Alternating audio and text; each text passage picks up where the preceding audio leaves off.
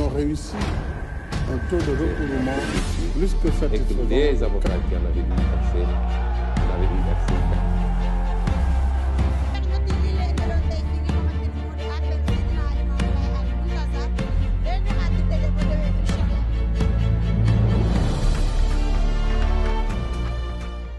jërëjëf maa ngi leen di sant di leen jaajëfal di tàmbalee suma kàddu di jaajëfal ñi nga xam ne ñooñu dalal tey muy Sénégal numérique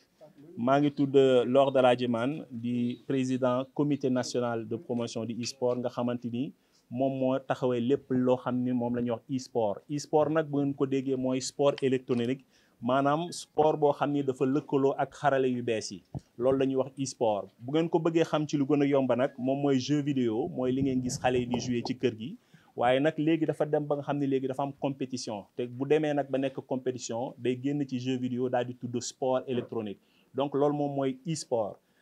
mbir moomu nag dafa doon lu am solo ci àdduna loolee nag moo tax état du Sénégal ndax comité bi mi ngi nekk ci tutelle ministère des sports nga xam ni moom moo ko yor waaye aussi dafa lëkkaloo ak ministère de la communication des télécommunications ak économie numérique pour ñu mën ñu jàppale ci liggéey bi fii ñu ne tey muy Sénégal numérique di espace Sénégal services mooy suñu premier partenaire bi nga xam ni moo ñu accompagner ci gis-gis bi ñu am ci e-sport loolu bi mu ci ànd ak ñun nag ak directeur am Cheikh Bakhoum dañoo ñëw daal di ñuy jox la nga xam ne mooy 45 espace Sénégal service yi nekk Sénégal yëpp ngir ñu mën fa jëfandikoo ci wàll wi nga xam ne moom mooy e-sport maanaam sport bi nga xam ne dafa lëkkaloo ak xarel yu bees yi ñu koy wax e-sport donc tey loolu moo tax ñu daal di fiy teew ngir journée bii nga xamante ni dafa spécial muy journée détection nag boo ko déggee mooy saytu xale yi nga xamante ni am nañu bëgg-bëgg ci wàllu jeu vidéo ngir ñu mën ci am ay tànneef yoo xam ni dinañu mën a représenter Sénégal ci li ñuy wax équipe nationale nag boo ko déggee mooy ka nga xam ni dafay jël raaye réewam ngir dem fa nga xam ne la ñuy jongantee ci lu ñu mel ngir fexe jël fa la nga xam ne mooy raw gàddu gi loolu la ñuy jéem a organiser fii tey organiser ko nag dafa laaj ñu am infrastructure bu baax am li nga xam ne moom la ñuy wax connectivité ba démb ci guddi ba ñaari waxtu ci xaaju guddi ñu ngi wax ak li nga xam ne moom mooy technicien Senumi yi pour def test yi fexe mbir mi dox ci ni mu gën a yombee waaye dama bëggoon yokk itam ci kàddu bi li nga xam ne moom mooy kàddu directeur général Cheikh Bakhoum nga xamante ni ki ko fi teewal mooy soxna Mariétou wax ni Senum la ñu jàppale comité national de promotion e-sport yamul ci comité bi rek waaye dafa wasaaroo ci li nga xam ne mooy ndawi Sénégal yëpp ndax ñoom ci seen gis-gis dañoo jàpp ni espace bii dafa war a nekk espace boo xam ne képp ku am soxla ci jëm ci la nga xam ne mooy administration wala mu jëm ci loo xam ne sax ay activité de création la fii boo fi ñëwee daañ la mën a taxaw moo tax ñun bi ñu ñëwee wax ak ñoom dañ ñoo taxaw te taxawum bi ñu ñëwee taxaw ñu nag laaju ñu lu dul ñu jëmmal li nga xam ne moom mooy gis-gisu réew mi te ci loolu la ñu nekk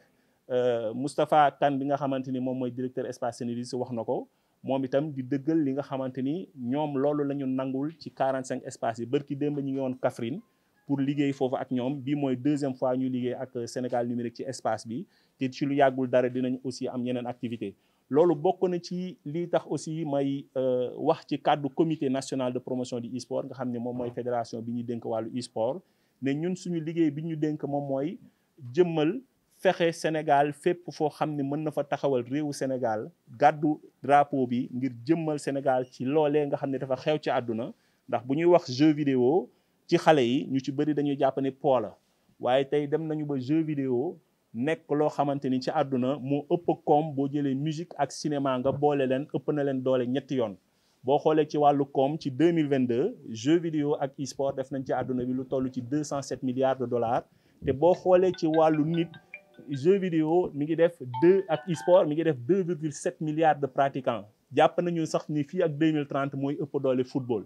fii nga xam ne nag moo ñu concerne muy Afrique buñ ko xaymaa romb nañu 600 millions de joueurs te boo xoolee jeu vidéo e-sport fii ci Afrique moom mooy ñaareelu économie gannaaw internet ci Afrique te loolee la ñu fexe nag ba ñi nga xam ne mooy njiit ñi nga xam ne ñooy décideurs yi ci réew mi ñu jox leen la bonne information wax leen lan mooy aussi solo ñu teel a organiser wu ñi si suñu réew pour fexe aussi suñu jeunesse ñu mën a profiter ci loolu donc loolu moom mooy démarche comité bi di remercier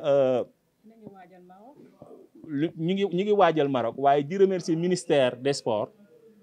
di remercier ministère des sports, ministère de la communication, télécommunication, l'économie numérique. di remercier Sénim bi nga xam ne mooy suñu premier partenaire ba nga xam ne dafa ñu signal këyit nañu acca jébbal naa leen 45 espace service waaye suñu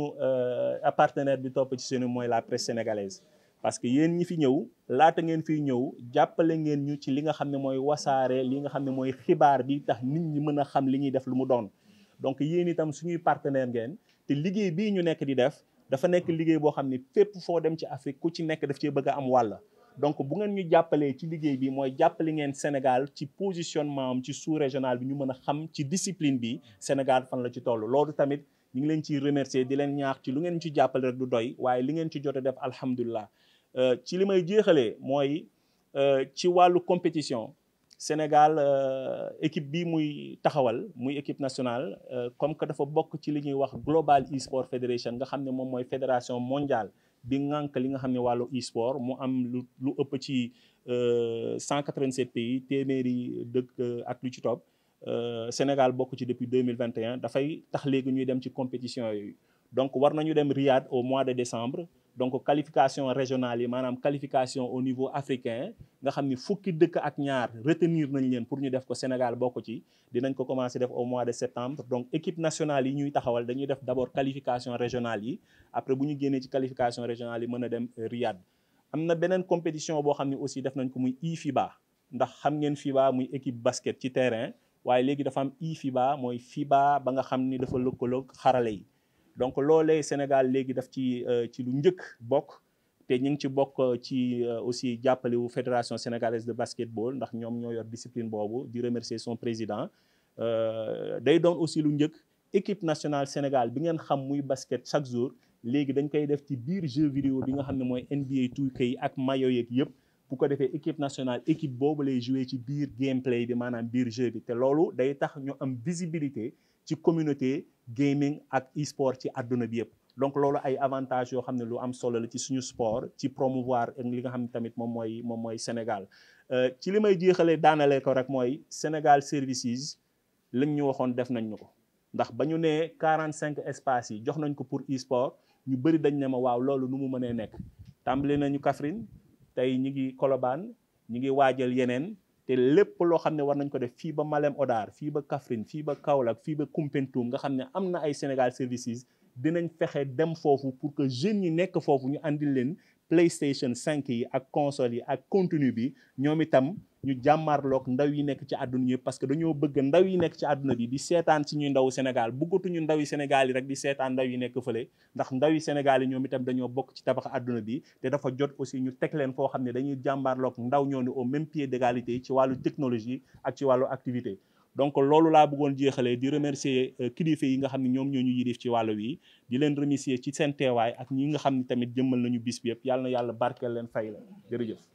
Qui ont réussi un taux de recouvrement plus que et que satisfaisant. les avocats qui en avaient dû verser